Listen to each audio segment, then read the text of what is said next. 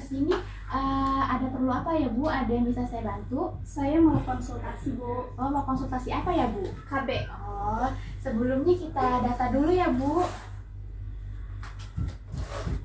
Namanya dengan Ibu siapa ya Bu? Ibu Devina. Ya, Ibu Devina. Suaminya siapa ya Bu namanya? Dandi. Bapak Dandi. Umur Ibu berapa Bu? 40 tahun. 40 tahun. Si Bapak umur berapa Bu? 42. 42. Nggak berjauhan ya Bu? Iya, Bu. Ibu alamatnya di mana ya Bu? Di cabang 2. Oh, alamatnya cabang 2. Cabang 2. Ya, cabang Bungin ya Bu. Kesini siapa yang antri ya Bu? Bapak Dandi. Bapak Dandi. Bapaknya nungguin di luar atau nanti jemput lagi? Di luar. Oh, di luar.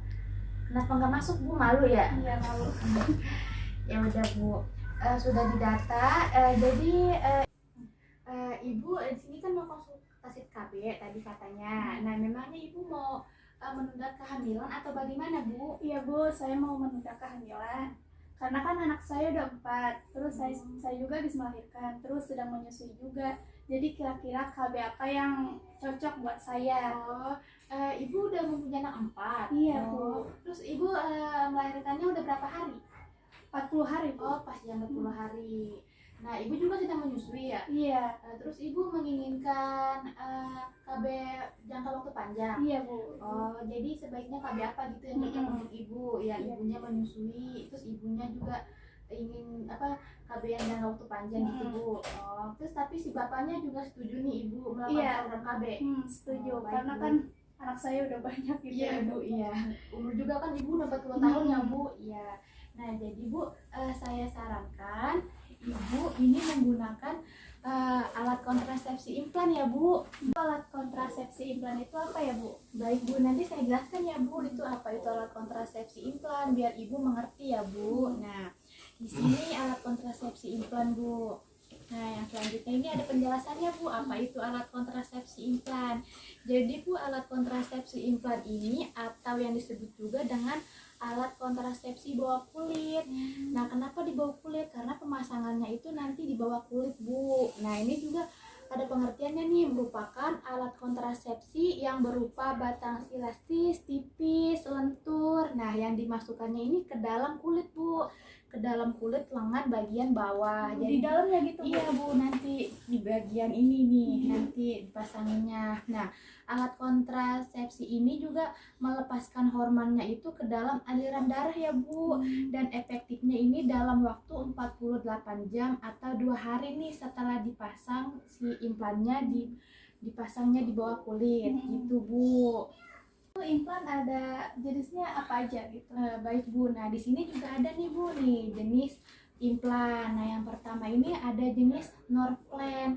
Nah, di mana si Norplan ini terdiri dari 6 batang Bu nanti dipasukinnya. Nah, ini lamanya ini sampai 5 tahun Bu. Lama ya Bu. Nah, yang kemudian ini yang kedua ada jenis Jedena atau Implanon.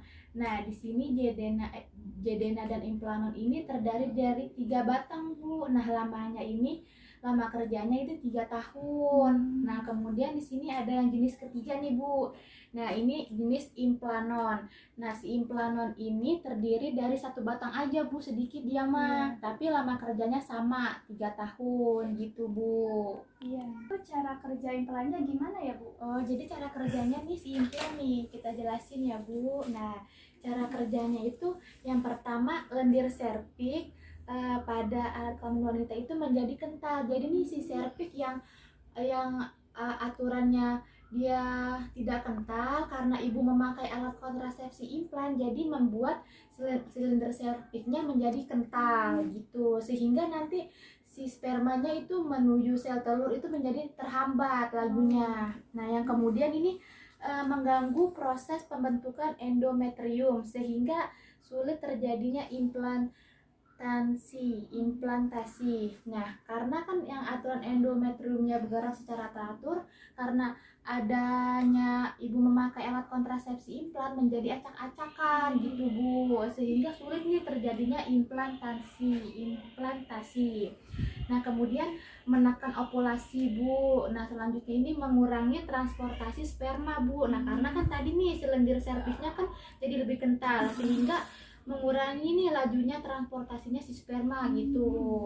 Ini keuntungannya apa ya Bu dari kontrasepsi implan? Jadi Bu nih di sini ada ya Bu tuh keuntungannya. Nah di sini keuntungannya Bu yang pertama nih perlindungan jangka panjang sampai dengan 5 tahun. Jadi implan ini tadi yang sudah saya jelaskan ya Bu, jangka waktunya tuh lamanya itu sampai 5 tahun. Jadi kalau ibu masang implan ada yang 3 tahun juga. Kemudian pengembalian tingkat kesuburannya cepat setelah pencabutan. Nah, jika misalnya nih ibu setelah ingin melepas implan, ingin hamil lagi, nah ini jadinya ibu cepat subur, jadi langsung bisa hamil lagi gitu Bu. Jadinya nggak usah khawatir misalnya nih ada yang ingin masang alat kontrasepsi terus tapi ingin yang cepat subur lagi kembalinya.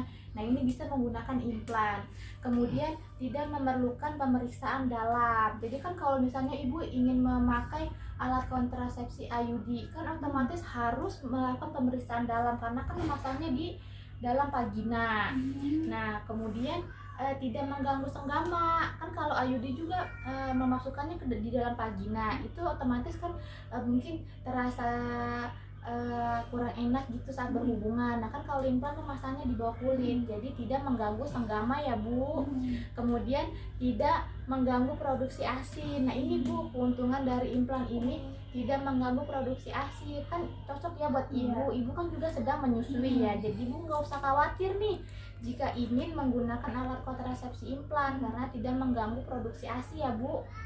Nah kemudian kalian juga harus perlu kembali ke klinik bila ada keluhan. Nah jika ibu kan sebelumnya menggunakan alat KB suntik ya Bu, ibu harus setiap 1 bulan atau 3 bulan datang ke klinik ya untuk suntik.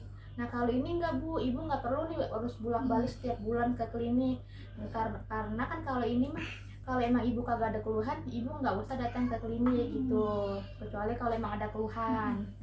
Kemudian dapat dicabut setiap saat nih Bu sesuai kebutuhan ibu. Misalnya si bapak nyuruh ibu udah lepas aja implannya gitu, ingin punya anak lagi misalnya kan, tapi kan umur ibu udah tua. Terus nah ibu juga dapat nih dicabut kapan aja semau ibu misalnya gitu. Iya misalnya belum sampai 5 tahun, baru 2 tahun ibu ingin cabut, ya udah nggak apa-apa. Iya.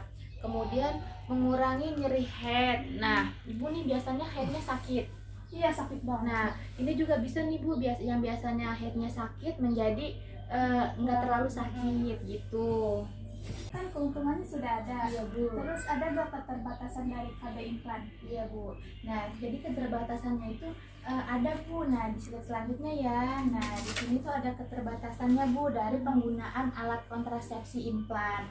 Nah keterbatasannya ini yang pertama di mana membutuhkan tindakan pembedahan minor karena kan kita kan memasukkan alat kontrasepsinya dua kulit, otomatis kan ada sedikit sayatan ya Bu untuk dimasukin si alatnya gitu. Kemudian tidak memberikan efektivitas terhadap IMS termasuk HIV atau AIDS. Jadi tidak mencegah penyakit HIV ataupun IMS Bu kalau alat kontrasepsi implan ini, kecuali ibu menggunakan alat kontrasepsi tambahan misalnya kondom gitu Bu. Kemudian yang selanjutnya ini pada kebanyakan klien dapat menyebabkan pendarahan atau pola head berupa pendarahan bercak atau spotting. Jadi nih yang biasanya ibu headnya lancar banyak, terus ibu memakai alat kontrasepsi implan ini bisa juga efek sampingnya itu menjadi ibu headnya jadi kayak bercak-bercak doang sedikit gitu Bu. Kemudian ada timbulnya keluhan-keluhan nih Bu, seperti nih nyeri kepala, nyeri dada, kemudian perasaan mual, terus juga pening, pusing kepala. Nah kemudian juga meningkatkan penurunan berat badan. Nah kadang juga ada efeknya gitu Bu, suka pusing, kemudian mual-mual, paling juga sebentar Bu. Nah kemudian juga ini ada peningkatan atau penurunan berat badan. Jadi misalnya ini ibu sekarang kurus misalnya ya Bu, misalnya nanti setelah pakai implan kalau emang ibu cocok jadi bisa gemuk, kemudian juga bisa juga yang aturan gemuk jadi bisa kurus gitu Bu, tergantung hormonnya ya Bu. Ini efeknya. Jadi yang boleh menggunakan implan itu siapa aja Bu?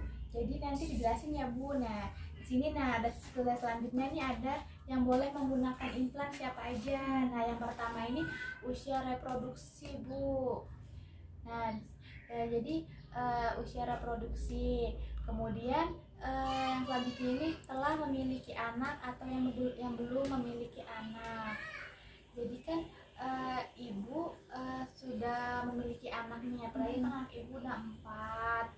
Nah, ibu boleh nih menggunakan implan. Nah, kemudian menghendaki kontrasepsi yang memiliki efektivitas tinggi dan menghendaki pencegahan kehamilan jangka panjang. Jadi ini ibu kan si bapak ingin menggunakan alat kontrasepsi yang jangka panjang. Nah, ini cocok nih untuk ibu atau pasangan yang ingin pencegahan kehamilan itu jangka waktu panjang gitu. Nah, kemudian yang boleh ini ibu menyusui boleh, Bu. Terus juga dan yang membutuhkan kontrasepsi. Jadi kan ibu setelah lahiran nih ya, terus ibu juga menyusui. Nah, boleh menggunakan implan. Kemudian pasca keguguran. Nah, misalnya kan ada ibu-ibu yang setelah keguguran, nah pasti kan ingin melakukan menggunakan KB. Nah, ini boleh KB implan. Kemudian di mana klien tidak menginginkan anak lagi tetapi menolak sterilisasi. Nah, misalnya nih ada seorang ibu nggak mau punya anak lagi tapi dia nggak mau sterilisasi. Nah, ini bisa menggunakan KB implan gitu, Bu. Kemudian riwayat kehamilan ektopik. Jadi misalnya ada yang mempunyai riwayat kehamilan ektopik, nah boleh menggunakan KB implan. Kemudian tekanan darahnya itu di bawah 180 per 110 mmHg. Nah, tadi kan tekanan darah ibu tidak mempunyai riwayat darah tinggi kan? Enggak. Jadi boleh, Bu, menggunakan alat kontrasepsi ini. Nah, kemudian tidak boleh menggunakan kontrasepsi hormonal yang mengandung estrogen. Nah, jadi di mana yang boleh menggunakan implan ini di mana si ibunya nih yang tidak boleh menggunakan alat kontrasepsi hormonal yang mengandung estrogen karena ini mengandung progesteron. Jadi ibu boleh menggunakan alat kontrasepsi ini. Kemudian sering lupa nih menggunakan pil. Nah, jika ibu nih waktu sebelum hamil ibu menggunakan kontrasepsi pil terus sering lupa ya, jadinya kan jadi punya anak terus. Nah, karena akibat sering lupa, mendingan kan menggunakan alat kontrasepsi implan gitu, Bu. Tidak boleh menggunakan implan siapa aja, Bu? Nah, selanjutnya ini, di sini ada yang tidak boleh nih, Bu, yang menggunakan implan. Yang pertama ini yang wanita hamil atau diduga hamil. Jelas ya, Bu, wanita hamil nggak boleh menggunakan alat kontrasepsi. Terus yang diduga hamil misalnya nih ibu telat head misalnya 10 hari, terus ibu ingin menggunakan KB. Nah, itu nggak boleh, Bu. Sebaiknya ibu harus melakukan tes dulu menggunakan tes pack. Takutnya kan diduga nanti terjadinya kehamilan. Kemudian darahan pervaginan yang belum jelas penyebabnya. Nah, jika ada seorang ibu nih mengalami pendarahan lewat vagina tapi belum tahu nih penyebabnya apa, nah nggak boleh nih menggunakan implan, Bu. Nah, kemudian ada benjolan atau kanker payudara atau juga mempunyai riwayat kanker payudara. Nah, ibu sebelumnya mempunyai riwayat kanker payudara enggak, Bu. Terus enggak ada benjol-benjolan kan, Bu? Enggak. Nah, itu boleh, Bu, kalau emang tidak ada riwayat, tidak ada benjolan. Nah, ini yang nggak boleh nih jika ada riwayat ada kanker payudara gitu, Bu, ada benjolan. Nah, selanjutnya ada mioma uterus dan kanker payudara. Jika terdapat mioma uterus ataupun kanker payudara itu nggak boleh ya, Bu. Terus waktu menggunakan implan itu kapan? Jadi, Bu, nih yang selanjutnya ini, ini ada waktu menggunakan implan kapan sih gitu ya. Nah, waktu penggunaan implan ini dimana setiap saat nih selama siklus head hari kedua atau sampai hari ke-7 atau juga nih, Bu, 6 minggu sampai 6 bulan pasca persalinan atau pasca keguguran. Jadi waktu pasca misalnya ibu ini kan udah 40 hari ya, Bu. Nah, ini boleh nih menggunakan implan sekarang gitu Bu. Nah kemudian yang selanjutnya ini, bila pasien menggunakan kontrasepsi hormonal atau AKDR dan ingin menggantinya dengan implan insersi, dapat dilakukan setiap saat. Jadi misalnya nih ibu lagi menggunakan KB yang eh, kontrasepsi hormonal atau KDR, tapi ingin menggantinya nih menggunakan implan, nah itu boleh Bu. Nah yang selanjutnya ini, di mana daerah pemasangan atau daerah sayatannya itu pada lengan kiri ya Bu. Nah lengan kiri ini bagian atas, lengan kiri atas, tapi bagian dalam Bu, gitu sini Bu. Nah, kemudian daerah insersi atau daerah sayatan Bu, yang lebih sering dikenal daerah sayatannya ini harus tetap kering Bu selama 48 jam pertama. Jadi misalnya ibu nih udah dipasangkan implan. Nah, itu daerah yang sayatannya yang bekas dipasukkan alat implannya itu harus tetap kering Bu selama 48 jam agar tidak terjadinya infeksi. Kemudian, nah balutan penekanan tetap ditinggalkan Bu selama 48 jam. Tapi sedangkan plester dipertahankan sampai lukanya sembuh. Jadi tetap ada plester, tetap ada balutannya sampai lukanya benar-benar sembuh ataupun kering Bu itu. Kemudian, nah setelah lukanya sembuh nih dapat dicuci dan ditekan, bukan dicuci sih Bu, tapi lebih baiknya dibersihkan ya Bu. Dan dengan wajar. Jadi ini misalnya udah sembuh nih lukanya ya Bu ya, terus ibu ingin membersihkannya gitu Bu. Nah ibu boleh tekan-tekan, tapi tekannya secara wajar, jangan sampai ditekan-tekan banget gitu ya Bu. Nah kemudian bila ditemukan adanya tanda-tanda infeksi ibu nih, misalnya ibu setelah masang terus ada kayak tanda-tanda infeksi, nah misalnya nih seperti demam, peradangan, kemudian atau selama beberapa hari segera kembali ke klinik. Nah misalnya nih ibu setelah pemasangan terus timbul rasa demam, misalnya kayak meriang gitu Bu, nyeri gitu sampai beberapa hari nih belum juga hilang.